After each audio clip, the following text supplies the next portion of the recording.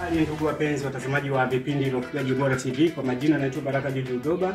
Mimi ni fundi wa local cage kutoka kampuni ya Ufugaji Bora TV. Leo tumeshatengeneza keji yetu kwa mteja ambaye yuko Tanga. Hii ni keji ya kuku 500. Sasa tunakabidhisha keji yetu kwa sababu tumekwisha maliza. Siri ninayotaka kukuambia au tunataka kukuambia kubwa zaidi ni kwamba ili uweze kuepukana na magonjwa yanayotokana na masuala ya maji machafu au yanayotokana na maambukizi dhidi ya maji ambayo unatumia katika zile drinker za maji za chini. Sasa siri yake, kiboko yake ni nipo au system ya maji ya mfumo wa keji. Ukitumia system hii mnayoiona hapa inakusaidia sana katika issue nzima ya wewe kuendelea katika ufugaji wako, na huwezi ukaua vifaranga wala huwezi ukaua kuku kwa mara nyingine tena. Na faida nyingine ambayo utaipata maana yake ni kwamba utakuwa unaokoa muda sana, kwa sababu haya maji yanakuwa automatically.